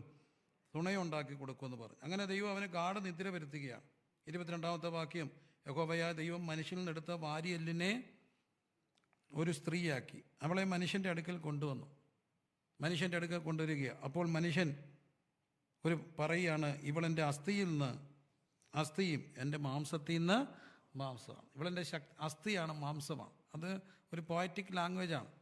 ആദ്യമായിട്ട് ലോകത്തിലൊരു പാട്ട് പാടുന്നത് ആദമാണ്. ആരെ കണ്ടുകൊണ്ടാണ് പാടുക? ഹവ്വയെ കണ്ടുകൊണ്ട്. പ്രേമകാവ്യാണ്. ഇവളെൻ്റെ അസ്ഥിയാണ്, മാംസത്തിൽ നിന്ന് മാംസമാണ്. ഞാൻ സാധാരണ പിള്ളേരുടെ ക്യാമ്പിലൊക്കെ പറയാറുണ്ട്, ആൺപിള്ളേർ കൂടുതലും പാട്ട് പാടുന്നത് പണ്ട് പെൺപിള്ളേരെ കണ്ടുകൊണ്ട്. കാവ്യമായിട്ടൊക്കെ എഴുതി പ്രേമലേഖനം കൊടുത്താലേ അവർ വീഴത്തുള്ളൂ. ഞങ്ങളെല്ലാം കൂടി ഇങ്ങനെ കോളേജിൻ്റെ സൈഡിൽ ഇരിക്കുക, ഫസ്റ്റ് PDC-ക്കാർ കയറി വരിക. അങ്ങനെ വലിയ ഭാവുകത്വവും കഴിവോ കലാ നൈപുണ്യമോ ഒന്നുമില്ലാത്ത ഒരു പയ്യൻ ഞങ്ങളുടെ കൂടെ ഉണ്ട്. അപ്പം അവൻ വളരെ സൂക്ഷിച്ച് അധികം മിണ്ടാറുമില്ല. പക്ഷേ ഒരു പെൺകുട്ടി കോളേജിൻ്റെ ക്യാമ്പസിലൂടെ ഫസ്റ്റ് PDC പെൺകുട്ടി കയറി വരിക. അവളൊരു വലിയ പാവാട, ഈ സാരി കീറി പണ്ട് വലിയ പാവാട ധരിക്കും. വലിയ പാവാട, നല്ല കശവിൻ്റെ ഒരു പാവാടയും ഒരു ബ്ലൗസും ഒക്കെ ഇട്ട്, മുടിയൊക്കെ അഴിച്ചിട്ട്, കുളിച്ച് ചന്ദനക്കുറിയൊക്കെ ഇട്ട്, ഒരു പച്ച കളറാണ് വലിയ പാവാടയും വലിയ ബ്ലൗസും, മുടി അഴിച്ചിട്ട് മുല്ലപ്പൂ ചൂടി ചന്ദനക്കുറിയും തൊട്ടൊരു പെണ്ണ് വന്നപ്പോൾ എൻ്റെ കൂട്ടിയിരുന്ന മിണ്ടാത്തവൻ ചാടി എഴുന്നേറ്റ് അവിടെ മുമ്പിലോട്ട് പോയിട്ട് ഒരൊറ്റപ്പാട്ട്, പച്ചപ്പാവാടയെടുത്ത് പച്ചച്ച ക്യാമ്പസിലൂടെ പിച്ച വെച്ച് വരുന്ന എൻ്റെ പച്ച പനങ്കളി തത്തെ. ഞെട്ടിപ്പോയി, ഇവൻ എവിടുന്ന ഈ സാഹിത്യമൊക്കെ ഇറങ്ങി വന്നേ. അപ്പോൾ അവൻ്റെയും മനസ്സിലുണ്ട്, കിടപ്പുണ്ട് ഒരു സാഹിത്യം. ആരെ കണ്ടപ്പോഴാ ആദ്യത്തെ ആദാം പാടി ഇവളെൻ്റെ അസ്ഥിയും മാംസം. ഭയങ്കര അർത്ഥം അതിനുള്ളത്. അസ്ഥി എന്തിനെ കാണിക്കുക? അസ്ഥി എന്തിനെ കാണിക്കുക?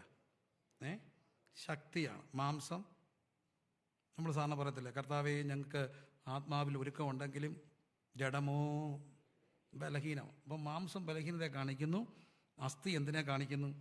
ശക്തിയെ കാണിക്കുക. ഇവളെൻ്റെ ശക്തിയാണെന്നാണ് അവൻ പറയുക. അത് സത്യമാണ്. അവൻ്റെ ശക്തി അവളല്ലേ? സമ്മതിക്കത്തില്ലെന്നേ ഉള്ളൂ. സമ്മതിച്ചു കൊടുത്താൽ അവൾ ഈ അടുത്തിടയ്ക്കെങ്ങും പോത്തില്ല. അവൻ്റെ ശക്തി എന്നും അവളാ. അല്ല, നാട്ടിൽ പോയി അവധിക്കുക, വെക്കേഷന് നാട്ടിൽ പോയി, പെട്ടിയെല്ലാം ഉണ്ട് കയ്യിൽ. അമേരിക്കക്കാർ വന്നു എന്നറിഞ്ഞു. രാത്രി കിടക്കുക, ഒരു തട്ട് ഒരു മുട്ട്, ആരോ കതകിന് തട്ടുന്നുണ്ട്. പൊളിക്കുമെന്നൊരു സംശയം അച്ചായന് തോന്നി. അച്ചായൻ ആരാ മോൻ എന്നറിയാം? ഒന്നാം തരം റാന്നിക്കാരനാ. വിരിഞ്ഞ നെഞ്ച്, ഉരുണ്ട മസില്, എല്ലാം ഉള്ള അച്ഛനാ. പക്ഷേ അമ്മാമ്മയെ ഉണർത്താതെ പോയി കഥ തുറക്കൂ. അമ്മാമ്മ കൂടെ ഉണ്ട്. അമ്മാമ്മയെ ഉണർത്താതെ പോയി കഥ തുറക്കും. എടിയേ മുട്ട്, ചുമ്മാ ഇരിക്കും മനുഷ്യ, ഉറങ്ങ്. അല്ലടി, എടി മുട്ട്. വന്നിട്ട് പോയി കഥ ഉറക്കണേ, ആര് കൂടെ വേണം? അമ്മാമ്മ വേണം. അമ്മാമ്മ എൻ്റെ ശക്തിയാണ്, അത് സമ്മതിക്കണം. അമ്മാമ്മ എൻ്റെ ആരാണ്? ശക്തിയാണ്. അവളെൻ്റെ ശക്തിയാണെന്ന് നമ്മൾ സമ്മതിച്ചാൽ. ഞാനൊരിക്കൽ ഒരു മുറിക്കകത്തൊരു വീട്ടിൽ പാമ്പ് കയറി. ഈ അച്ചായം ഭയങ്കര പൊള്ളിയാണ്. അച്ചായം പാമ്പിനെ തല്ലിക്കൊല്ലുക, കട്ടിലേക്ക് എറിയുന്നു. എവിടെ അടിയേക്കാനാ? ഇറങ്ങി അടിച്ചു കൊടുന്ന അമ്മാമ്മയാ. എന്നാലും അവളെൻ്റെ ആരാ? ശക്തിയാണ്. അവൾ ശക്തിയാണ്, ഭയങ്കര ശക്തിയാണ്. ക്ഷീണിച്ചു പോകുമ്പം, ബലഹീനപ്പെട്ട് പോകുമ്പം ചിലപ്പോഴൊക്കെ ഈ ബിസിനസ്സൊക്കെ പൊട്ടിപ്പോയാൽ ആത്മഹത്യ ചെയ്യാറുണ്ട്. പക്ഷേ ബിസിനസ് പൊട്ടിപ്പോയ പലരും ആത്മഹത്യ ചെയ്യാൻ നിൽക്കുന്ന അവളുള്ളത് കൊണ്ടാണ്. പൊട്ടിയാൽ പൊട്ടട്ടനെ, കടത്തിണ്ണയിലാണെങ്കിലും ഞാൻ നിങ്ങളുടെ കൂടെ കാണുമെന്ന് ഒരാൾ പറയാനുണ്ടെങ്കിൽ ആൾ ചാകത്തൊന്നുമില്ല. കടത്തിണ്ണയിൽ കിടക്കാനാണെങ്കിൽ ഞാൻ നിങ്ങളുടെ കാണും, നമ്മളൊന്നിച്ച് പോയി കിടക്കും എന്ന് പറഞ്ഞാൽ ആൾ ചാകുമോ? ഇല്ല. അവളാണ് ശക്തി, അവൾ ഭയങ്കര ശക്തിയാണ്. അതുകൊണ്ടാണ് കർത്താവ് പറയുക, ആദ്യത്തെ മനുഷ്യനെ ദൈവം ഒറ്റയ്ക്കിരിക്കുന്ന കണ്ട് കല്ലെന്ന് പറഞ്ഞപ്പോൾ കൊടുത്തു അവളെ, അവളെൻ്റെ ശക്തിയാണ്. ഇനിയും ബലഹീനത ആരാ? അവളാണ്. ഞാനൊരു വീട്ടിൽ കയറി ചെന്നപ്പോൾ അച്ഛൻ എഴുതി വെച്ചേക്കുക, ഞാൻ പോകുക, വേട ഇനിയും വരത്തില്ല. ഞാൻ ഞെട്ടിപ്പോയി. ഞാനത് കാണുന്ന കയറി ചെല്ലുമ്പോൾ ഒരു പേപ്പർ വെയിറ്റൊക്കെ എഴുതി ഡൈനിങ് ടേബിളിൽ വെച്ചേക്കുക, ഒത്തിരി വർഷം മുമ്പാണ്. അപ്പം ഞാൻ പെട്ടെന്ന് അവിടുത്തെ ആൻറ്റി വിളിച്ചു, ആൻറ്റി ഇത് കണ്ടോ? ആൻറ്റി അങ്ങോട്ട് നോക്കിയിട്ട് പറഞ്ഞു, മോൻ പേടിക്കേണ്ട, എന്നാ കാര്യം? പോത്തില്ല, എവിടെ പോയാലും രാത്രി കിടക്കണ ഇവിടെ വരും, ഇന്നും പോത്തില്ല, അയാളെങ്ങും പോത്തില്ല, ഇന്നും ഒന്നും പേടിക്കണം. എനിക്കറിയാം എൻ്റെ ചേട്ടനെ, എവിടെ പോയാലും പുള്ളി ഇവിടെ വന്നേ കിടക്കത്തുള്ളൂ, ഇച്ചിരി ലേറ്റ് ആവും, പക്ഷേ ഇവിടെ വരും, കറങ്ങി. അതെന്തുകൊണ്ടാണ്? ഇവളെൻ്റെ ബലഹീനതയാണ്. ഇവൾ ബലഹീനയാക്കുമെന്നേ. ഒന്നേ അവൾ പിണങ്ങി ബലഹീനയാക്കും, അല്ലെങ്കിൽ അവൾ ദേഷ്യപ്പെട്ട് ബലഹീനയാക്കും, ഇല്ലേ അവൾ സ്നേഹിച്ച് ബലഹീനയാക്കും. എങ്ങനെ ആന്നേലും ഇവളെൻ്റെ ആരാ? ബലഹീനതയാണ്. അതുകൊണ്ടാണ് അവൻ പാടുക, ഇവളെൻ്റെ അസ്ഥിയാണ്, ഇവളെൻ്റെ ബലഹീനതയാണ്. അതുകൊണ്ട് കർത്താവ് പറഞ്ഞു, പുരുഷൻ അപ്പനെയും അമ്മയും വിട്ട് ഭാര്യയോട് പറ്റിച്ചേരും, ഇരുവരും ഒരു ദേഹമായി തീരും. അങ്ങനെയല്ലേ? അതുകൊണ്ട് അടുത്ത പറയുന്നു, മനുഷ്യനും ഭാര്യയും ഇരുവരും നഗ്നരായിരുന്നു, ഇവർക്കിരുവർക്കും എന്തില്ലായിരുന്നു? നാണമില്ല. പുരുഷൻ അപ്പനെയും അമ്മയും വിട്ട് ഭാര്യയോട് പറ്റിച്ചേരും. എഫേസ്യ ലേഖനം 5-ാം അധ്യായത്തിൽ അതിൻ്റെ എടുത്ത് ഉദ്ധരിച്ചുകൊണ്ട് അപ്പോസ്തലനായ പൗലോസ് പറയുന്നു, ഈ മർമ്മം, therefore man shall leave his parents and cling to his wife. This is a great mystery. ഇത് ഞാൻ എന്തിനെ ഉദ്ദേശിച്ചാൽ പറയുക? ക്രിസ്തുവിനെയും സഭയുമാണ്. ആദ്യത്തെ മനുഷ്യൻ ഒറ്റയ്ക്കിരിക്കുന്ന അന്നല്ലെന്ന് കണ്ടു. ദൈവം അവനൊരു ഗാഢനിദ്ര കൊടുത്തു, അവൻ്റെ വിലാപ്പുറം തുറന്നു, അവനൊരു സ്ത്രീയെ ഒരുക്കി കൊടുത്തു. എന്നിട്ട് അവനെ നോക്കി പറഞ്ഞു, അപ്പനെയും അമ്മയും വിട്ടുപിരിഞ്ഞ് ഭാര്യയോട് പറ്റിച്ചേരും. അപ്പനെയും അമ്മയും വിട്ടുപിരിഞ്ഞു എന്ന് പറയുമ്പോൾ ഏദനിൽ അപ്പനുണ്ടെന്ന് പറയാം, പിതാവാം ദൈവം. പക്ഷേ ഏദനിൽ ആരില്ല? അമ്മയില്ല. ഏദനിൽ അമ്മയുണ്ടോ? ഇല്ല. ഒരമ്മ സാന്നിധ്യം ഉണ്ടോ? ഇല്ല. പിന്നെന്തിനാ അപ്പനെ അമ്മയും വിട്ടുപിരിഞ്ഞെന്ന് പറയുക? ഇത് നമ്മൾ മുമ്പോട്ട് പോകുമ്പോൾ പുരുഷത്വത്തിൻ്റെ പൂർണ്ണ രൂപമായിരുന്ന ക്രിസ്തു, ഒടുക്കത്തെ ആദം, ആ ഒടുക്കത്തെ ആദം ഭൂമിയിൽ ജഡാവതാരം എടുക്കുമ്പോൾ നമുക്കറിയാം അപ്പൻ വിട്ടുപിരിയുകയാണ്. അപ്പനെ അമ്മയും വിട്ടുപിരിഞ്ഞ് ഭാര്യയോട് എന്തു ചെയ്യും? പറ്റിച്ചേരും. മനുഷ്യൻ്റെ ഏകാന്തതയിലാണ് ദൈവം മനുഷ്യന് ഒരു സ്ത്രീയെ കൊടുക്കുക. ക്രിസ്തു ജനിച്ചപ്പം മുതൽ ഏകനായിരുന്നു. വയറ്റിൽ കിടക്കുമ്പോഴാണ് അപ്പം പറയുന്നു, ആരെ ഉപേക്ഷിക്കണം? അമ്മയെ ഉപേക്ഷിക്കണം. Prenatal experience. ഓരോ കുഞ്ഞും ജനിക്കുമ്പോൾ കുഞ്ഞിനെ അമ്മയുടെ വയറ്റിൽ കിടക്കുന്ന ഓരോ താടനങ്ങളും, അമ്മയുടെ സന്തോഷമാണെങ്കിൽ ദുഃഖമാണെങ്കിലും അത് ആരെ സ്വാധീനിക്കാം? കുഞ്ഞിനെ സ്വാധീനിക്കാം. അതെല്ലാവർക്കും അറിയാവുന്ന കാര്യമാണ്, പ്രീനാറ്റൽ എക്സ്പീരിയൻസ്. ഇന്നത് ശാസ്ത്രം തെളിയിച്ചിട്ടുള്ള കാര്യമാണ്. പക്ഷേ ക്രിസ്തു അമ്മയുടെ വയറ്റിൽ കിടക്കുമ്പോഴാണ് അപ്പം പറയുന്നു, ആരെ ഉപേക്ഷിക്കണം? കുഞ്ഞിനെ ഉപേക്ഷിക്കണം. ഗർഭത്തിൽ വെച്ച് തന്നെ ഉപേക്ഷണം അനുഭവിച്ച ഒരാളുണ്ടെങ്കിൽ ക്രിസ്തുവാണ്. എന്തുമാത്രം നൊമ്പരപ്പെട്ട് കാണും ആ സ്ത്രീ. അത് കഴിഞ്ഞപ്പോൾ ജനിച്ചു, വളരെ പരിമിതിയാണ്. അപ്പോഴാണ് രാജാവ് പറയുന്നത്, കുഞ്ഞുങ്ങളെ എന്ത് ചെയ്യണം? കൊല്ലണം, എടുത്തുകൊണ്ട് ഓടുക. He was a refugee. ഉപേക്ഷണവും നമ്മൾ ഈ അപ്രൂട്ട് ചെയ്യുക എന്നൊക്കെ പറയത്തില്ലേ, ദേശം വിട്ടു പോവുക, അതിൻ്റെ വേദനകൾ ഭയങ്കര. അപ്രൂട്ട് ചെയ്യപ്പെടുക, ഒരു ദേശത്തിൻ്റെ അപ്രൂട്ട് ചെയ്തപ്പോൾ അതിൻ്റെ നൊമ്പരങ്ങൾ, അഭയാർത്ഥി, ക്രിസ്തു എല്ലാം വിട്ട് ഓടിപ്പോകേണ്ടി വന്നു. അത് കഴിഞ്ഞ് 30 വയസ്സ് വരെ മാതാപിതാ കീഴ്പ്പെട്ട് ജീവിച്ച് 30-ാമത്തെ വയസ്സിൽ ശിഷ്യന്മാരെ എടുക്കുന്നുണ്ട്. ശിഷ്യന്മാരെ എടുത്തത് ഒറ്റ കാര്യത്തിനാണ്, കൂടെ ഇരിപ്പാനും പ്രസംഗിക്കേണ്ടതായിപ്പാൻ. അങ്ങനെ പറയുക, കൂടെ ഇരിക്കാനും പ്രസംഗിക്കാനായിപ്പാൻ. പക്ഷേ കാലം മുമ്പോട്ട് പോയപ്പം ക്രൂശ് അങ്ങ് ദൂരെ ഇരുന്നപ്പോൾ ശിഷ്യരെല്ലാം ചുറ്റുമുണ്ടായിരുന്നു. ക്രൂശ് ഇങ്ങനെ അടുത്ത് വരും തോറും പതുക്കെ അവർ മാറാൻ തുടങ്ങി. ഗതസമനെയാണ് ക്രൂശിൻ്റെ ഏറ്റവും വലിയ നൊമ്പരം കാണുക. കർത്താവും അവരെ കൂടുതൽ സ്നേഹിച്ച 3 പേരുണ്ട്, പത്രോസും യാക്കോബും യോഹനും. മനുഷ്യത്വത്തിലാണ് പൂർണ്ണ മനുഷ്യൻ. മരണം സുഖമാക്കാൻ ഒറ്റ വഴിയേ ഉള്ളൂ, പ്രിയപ്പെട്ടവർ കൂടെ വേണം. അതുകൊണ്ടാണ് നമ്മൾ പ്രിയരായവരൊക്കെ കൂടെ നിന്നുകൊണ്ട് മരിക്കുക എന്നൊക്കെ പറയുന്ന ഒരു ഭാഗ്യമാണ്. അവസാനം ICU കിടക്കരുത്, തീരെ ഉറപ്പാണെങ്കിൽ പുറത്തിറക്കണം, ചുറ്റും നിൽക്കണം. ഭയങ്കര സന്തോഷമാണ്. എല്ലാവരും അടുത്തുണ്ടായിരുന്നു. അതിന് 3 പേരെ അടുത്ത് വിളിച്ചു, പത്രോസും യാക്കോബും യോഹന്നാനും. പക്ഷേ അവർ ഉറങ്ങിപ്പോയി, ഒറ്റയ്ക്കായിപ്പോയി. പക്ഷേ പിതാവ് ദൂതനെ അയച്ചു, ശക്തിപ്പെടുത്തി. ലൂക്കോസ് പറയുന്നു, വീണ്ടും നടന്നു പോകുന്ന വഴിത്താരയിൽ ഏറ്റവും സ്നേഹിച്ച ശിഷ്യൻ പറയുന്നുണ്ട്, ഇവനെ ഞാൻ അറിയുന്നു പോലും ഇല്ല. 3 പ്രാവശ്യമാണ് പറയുന്നത്. കർത്താവും തിരിഞ്ഞു നോക്കുന്നുണ്ട്. അങ്ങനെ ശിഷ്യരെല്ലാം മാറിപ്പോയി, ഒറ്റയ്ക്കായി. അപ്പോഴും പിതാവില്ലേ. പക്ഷേ ക്രൂശിൽ കിടന്നുകൊണ്ടൊരു നിലവിളിയുണ്ട്, പിതാവേ ഇവർ ചെയ്യുന്ന ക്ഷമിക്കണമെന്ന് പറഞ്ഞ ക്രിസ്തു 3ാമത് പറയുന്ന മൊഴി ഇതാണ്, എലോഹി എലോഹി ലമ്മ ശബക്താനി. എൻ്റെ ദൈവമേ അങ്ങെന്നെ കൈവിട്ട് ഒറ്റ നിമിഷം പിതാവ് മുഖം തിരിച്ചു. അല്ലെങ്കിൽ പുത്രൻ മരിക്കില്ല, മരിച്ചില്ലെങ്കിൽ മരണത്തെ ജയിക്കാൻ കഴിയില്ല, പ്രതിവിധി ഉണ്ടാകില്ല മരണത്തിന്. പുത്രൻ തമ്പുരാൻ കൈവിട്ടപ്പോൾ സ്വന്തം തോളിൽ തല ചായ്ച്ചു, പ്രാണനെ തൃക്കരങ്ങളിൽ ഏൽപ്പിച്ചു. ഒരു പടയാളി വന്ന് കർത്താവിൻ്റെ വിലാപ്പുറം കുത്തി തുറന്നു. അവിടുന്ന് എന്തു വന്നു? രക്തവും വെള്ളവും വന്നു. ഒടുക്കത്തെ ആദം ഒറ്റയ്ക്കായിരുന്നു. ആ ഏകാന്തതയിൽ പിതാവ് പോലും കൈവിട്ടു, സ്വന്തം തോളിൽ തല ചായ്ച്ചു. ഇവിടെ ഒരു കമ്പാരിസൺ കാണാം. ആദ്യത്തെ ആദത്തിന് ഏകാന്തത, ഒരു ഗാഠനിദ്ര. കർത്താവ് വിലാപ്പുറം തുറന്നു, ഒരു സ്ത്രീയെ എടുത്തു. ഒടുക്കത്തെ ആദം ഗർഭം മുതൽ അനുഭവിച്ച ഏകാന്തത, ഒറ്റപ്പെടൽ. ഏറ്റവും അതിൻ്റെ പാരമ്യം ഗതസമന. ഒടുവിൽ കാൽവറി കുരിശിലേക്ക് നടന്ന പാതയിൽ പത്രോസും പറയുന്നു, ഇവനെ ഞാൻ അറിയുന്നില്ല. ഒന്നല്ല 3 വട്ടം. എന്നിട്ടും പിതാവുണ്ടല്ലോ. ഒടുവിൽ പിതാവും ഒരു നിമിഷം മുഖം തിരിച്ചപ്പോൾ സ്വന്തം തോളിൽ തല ചായ്ച്ചു, പ്രാണനെ തൃക്കരങ്ങളിൽ ഏൽപ്പിച്ചു. പടയാളി വിലാപ്പുറം തുറന്നു. ഒന്നാമത്തെ ആദത്തിൻ്റെ വിലാപ്പുറം ദൈവം തുറന്നു. ഒടുക്കത്തെ ആദത്തിൻ്റെ വിലാപ്പുറം പടയാളി കുത്തി തുറന്നു. ഒന്നാമത്തെ ആദത്തിന് ഗാഠനിദ്ര, ഒടുക്കത്തെ ആദം ആത്മാവിനെ കരങ്ങളിൽ ഏൽപ്പിച്ചു. ഒന്നാമത്തെ ആദത്തിൻ്റെ ഏകാന്തത, ഒടുക്കത്തെ ആദം എല്ലാ തിക്തതകളും ഒറ്റപ്പെടലും അനുഭവിച്ചു. ഒന്നാമത്തെ ആദത്തിൻ്റെ ഭാര്യയിൽ നിന്ന് ഹൗവ വന്നെങ്കിൽ ഒടുക്കത്തെ ആദത്തിൻ്റെ വിലാപ്പുറത്തുനിന്ന് വന്നത് രക്തവും വെള്ളവും. രക്തവും വെള്ളത്തിലും ശുദ്ധീകരിക്കപ്പെട്ട ഒരു പുതിയ നിയമ ഹൗവ, അതാണ് സഭയെന്ന് പറയുക. ആ സഭയാണ് കർത്താവിൻ്റെ രക്തത്താലും വെള്ളത്താലും വചനത്താലും കഴുകപ്പെട്ട സഭ. ആ സഭയെ നോക്കി കർത്താവ് പറയുന്നൊരു വാക്കുണ്ട്, കുഞ്ഞെ, ഏകാന്തത എന്തെന്ന് എനിക്കറിയാം. അമ്മയുടെ ഗർഭം മുതൽ ഒറ്റപ്പെടൽ എന്താണെന്ന് എനിക്കറിയാം. അപ്രൂട്ട് ചെയ്തപ്പെട്ടപ്പോൾ, അഭയാർത്ഥിയായപ്പോൾ അതിൻ്റെ വിഷമം എനിക്കറിയാം. പിന്നെ ഓർമ്മയായത് മുതൽ മരപ്പണിക്കാരൻ എന്ന നിലയിൽ മരം വലിച്ചപ്പോൾ അധ്വാനത്തിൻ്റെ ഭാരം എന്താണെന്ന് എനിക്കറിയാം. പിന്നെ ഉപവാസം കഴിഞ്ഞപ്പോൾ വിശന്നതുകൊണ്ട് വിശപ്പിൻ്റെ വില എന്താണെന്ന് എനിക്കറിയാം. കരവടയ്ക്കാൻ കാശില്ലാഞ്ഞപ്പം ചൂണ്ടയെടുത്ത് മീനെ പിടിച്ച് അതിൻ്റെ വായിൽ നിന്ന് ബ്രഹ്മപ്പണം എടുക്കാൻ പത്രോസിനോട് പറഞ്ഞപ്പം കാശില്ലാതെ പോയതിൻ്റെ ദുഃഖം എനിക്കറിയാം. പിന്നെ ഏറ്റവും ഒടുവിൽ സ്നേഹിച്ചവരെല്ലാം ഇങ്ങനെ മാറിപ്പോയപ്പോൾ ഒറ്റക്കായതിൻ്റെ ദുഃഖം എനിക്കറിയാം.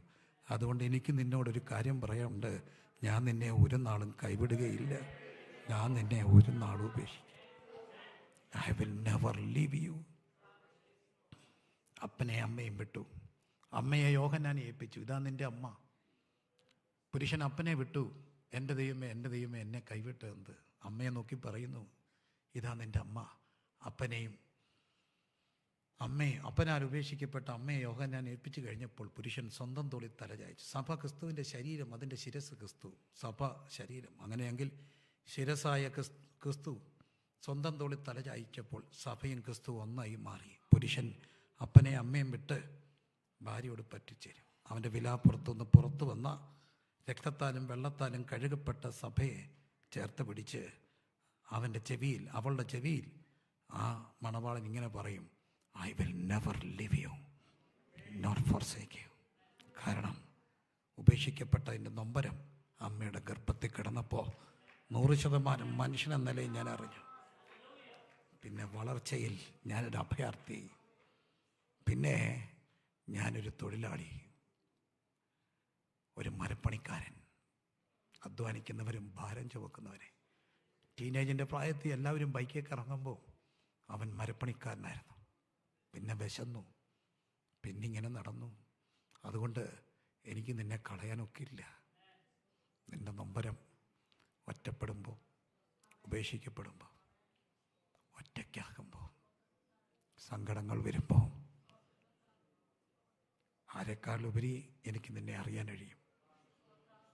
ആരെക്കാളുപരി എനിക്ക് നിന്നെ അറിയാൻ കഴിയും. കണ്ണുകളടയ്ക്കാം.